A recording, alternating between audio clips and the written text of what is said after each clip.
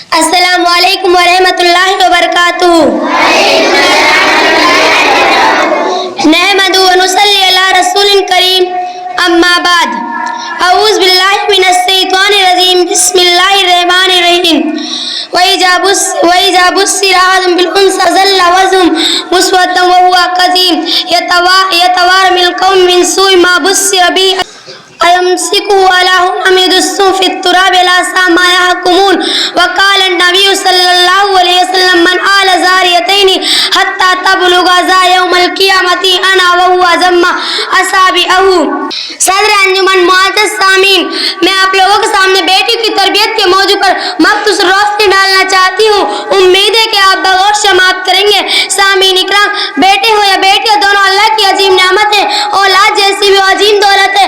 بچے مہکتے پھول ہے، بچے مہکتے پھول ہے، گھر کی زینت ہے، قلب گھر کا سکون ہے، بڑھاپے کا سہارا ہے. اگر کسی کو اولاد کی نعمت سمجھ میں نہیں آتی تو ذرا اس سے جا کر پوچھو جو بیچارہ اولاد کی نعمت سے، اور اس عورت کی حالت پوچھو جس کی گود ابھی ہری نہیں ہوئی ہے. بیٹیوں کا وجود دنیا میں دنیا میں سب سے بڑے خیر اور بھلائی کا باعث. اسی لیے اللہ تعالیٰ نے بیٹے کے بالمقابل بیٹی کی تربیت میں زیادہ خیر اور بھلائی رکھی ہے. اسی لیے بیٹی کی تربیت ایک مشکل امر ہے. دوسری وجہ یہ کہ لڑکیوں کی پر نسل پاکیزگی کا انحصار ہے. نفس و قلب کا ذکر ہے،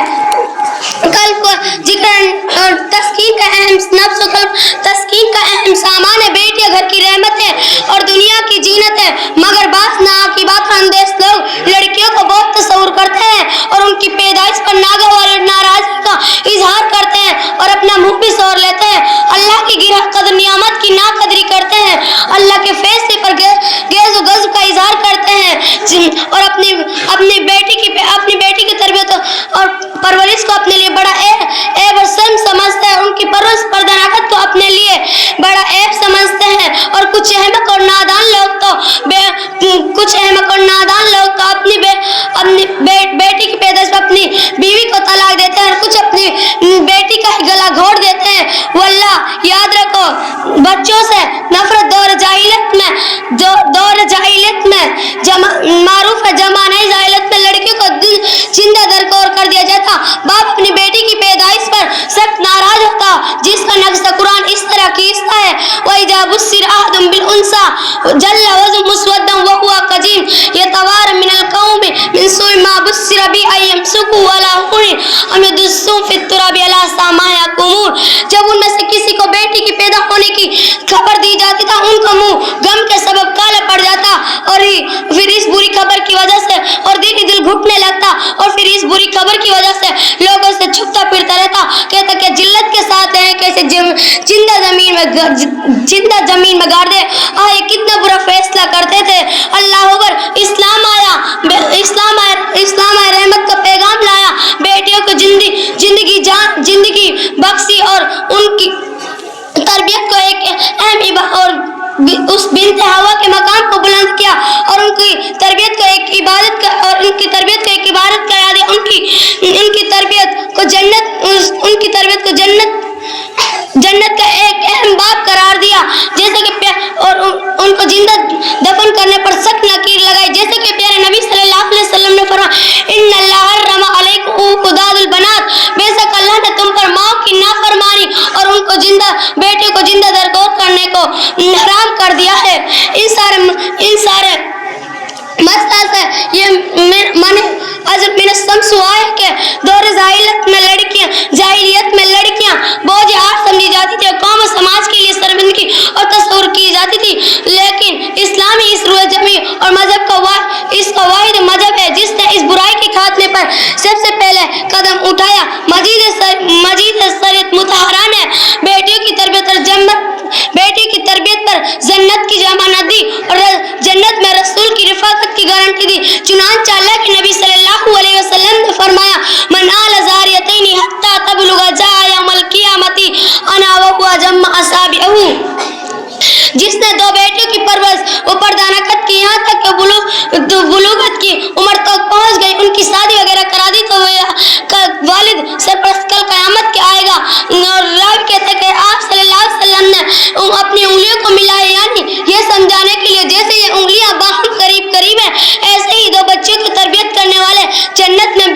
قریب قریب ہوں گے. اور دوسری حدیث ہے کہ بیٹیاں اپنے والدین کو جہنم سے بچانے والی ہوئیں گی, بچانے اپنے جہنم سے بچانے والی ہوئیں گی.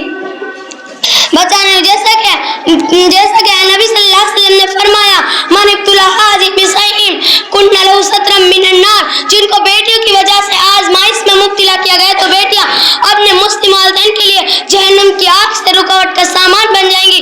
اس حدیث سے معلوم ہوتا ہے کہ بیٹی اپنے مسلم والدین کو جہنم کی آگ سے بچانے والی اور اللہ سے سفارش کر کے جنت میں داخل کرانے والی ہوئیں گی. لیکن یہ بات ذہن رسید ہے کہ اتنی بڑی فضیلت ہر کسی ناقص کو نہیں ملے گی, کیونکہ جنتی اتنی بڑی فضیلت ہے کہ اس کے حصول کے لیے کچھ مطلوب بھی ہوگا, اس کے لیے محنت مشقت کرنی پڑے گی. ہاں, بیٹی کی پیدائش, بیٹی کی پرورش کرنے پر ہی والدین, بیٹی کی تربیت کرنے پر ہی والدین کو جنت نہیں مل سکتی. ہاں, اگر والدین بیٹی کی صحیح تربیت کریں, ان کی تعین ذمہ داریاں محسوس کریں, تو تبھی وہ جنت کے جبھی تعین ذمہ داریاں محسوس کریں, انہیں حسب استطاعت اور کم حق دیں, تبھی وہ جنت کے مستحق بن سکتے ہیں. والدین کے نائے سے بالخصوص ماں پر جو ذمہ داری عائد ہوتی ہے وہ ہے اب والدین اپنی بیٹی کو دینی تعلیم حصول کے لیے لیس کرے. نمبر 2, پردے میں رہنے کی تلقین دے. نمبر 3, گھر سے باہر نکلنے کی صورت میں پردے میں رہنے کی پردے کا التزام کرائے. نمبر 4, غیر محرموں کا سامنے آنے جانے سے روکے. نمبر 5, نگاہ شرمگاہ میں حفاظت کی بالخصوص تعلیم دے. نمبر 6, اپنی بیٹی کو شرم و حیا کا پیکر بنائے. نمبر 7, اپنی بیٹی کو فڑ اور تڑ بولنے والی اور زبان ترازی کرنے والی, بات پر جواب دینے والی مت بنائے. نمبر 8, اپنی بیٹی کو ان کے شوہر کی خدمت گزار بنائے, ان کا حق ادا کرنے والی بنائے. نمبر 9, اپنی بیٹی کو عزت و ناموس کا سبق کا حفاظت پڑھائے. نمبر 2, بلوغت کے بعد ان کی شادی کرنے میں جلدی کریں. یہ چند اہم ذمہ داریاں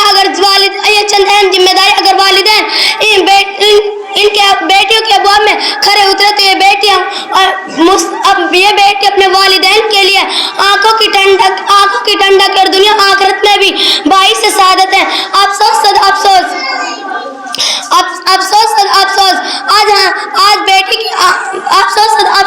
بیٹی کی پیدائش پر کچھ لوگ کبیدہ خاطر اور رنجیدہ غمگین رہتے ہیں, اور کچھ احمق نادار اور کچھ کبیدہ خاطر اور رنجیدہ غمگین رہتے ہیں, اور اللہ کی ہدایت ہے. کچھ والدین ایسے بھی ہیں جو جدید وسائل کے ذریعے حمل کی جانچ کراتے ہیں. اگر حمل میں بیٹی ہے تو فوراً حمل ساقط کرا دیتے ہیں. کچھ بیٹی کی پیدائش پر محض اپنی بیوی کو طلاق دے دیتے ہیں, اور یہ جاہلیت سے بدتر جاہلیت ہے. سچ کہا ہے کسی شاعر نے, یہ اسلامی زمانہ ہے, جہالت اب بھی باقی ہے. یہ اسلامی زمانہ ہے, جہالت اب بھی باقی ہے, کہ مادر اب بھی اپنی گود کی دختر جلاتی ہے.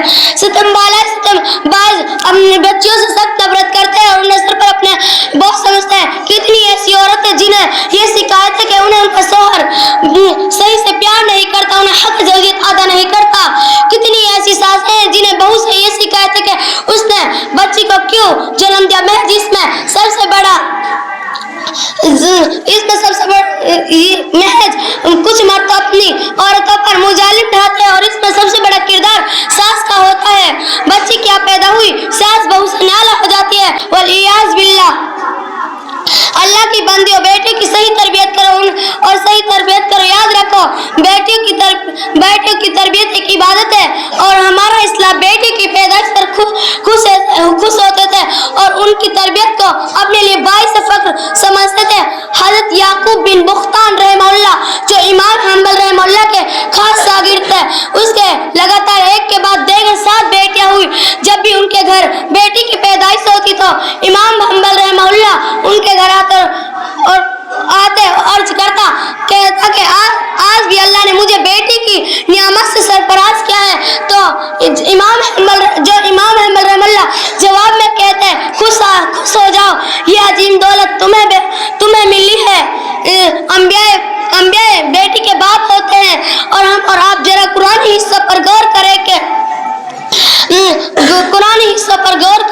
حضرت لوط اور ہمارے رسول صلی اللہ علیہ وسلم خود بیٹی کے باپ، سہیب اور ہمارے نبی صلی اللہ علیہ وسلم خود بیٹیوں کے باپ تھے۔ سچ کہا ہے کسی شاعر نے، زمانے بھر میں پڑی گھر کی شان بیٹی سے، زمانے بھر میں پڑی گھر کی شان بیٹی سے، مہکتا رہتا ہے دل جہان بیٹی سے۔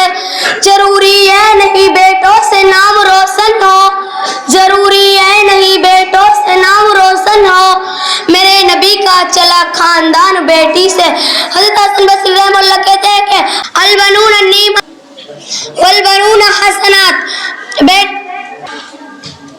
بیٹے تو اللہ کی نعمت ہے، بیٹیاں تو ہماری نیکیاں ہیں۔ یاد رکھو بیٹے کی صحیح تربیت کرو اور انہیں کم حق دو اور انہیں کبھی حقیر اور کمتر نہ سمجھے۔ یاد رکھو بیٹیوں کی تربیت سے زیادہ بچے کی تربیت میں زیادہ ثواب ہے، اسی لیے بیٹیوں سے زیادہ آمن ثابت ہوتا ہے۔ انہی چند کلمات پر میں اپنی تقریر کو ختم کرتی ہوں۔ آخر میں اللہ رب العالمین سے دعا ہے کہ اللہ تعالی ہم تمام مسلمانوں کو بیٹیوں کی صحیح تربیت کرنے کی توفیق دے، آمین۔ تقبل یا رب العالمین۔ السلام علیکم ورحمۃ اللہ، وآخر دعوانا الحمدللہ رب العالمین۔ السلام علیکم ورحمۃ اللہ وبرکاتہ۔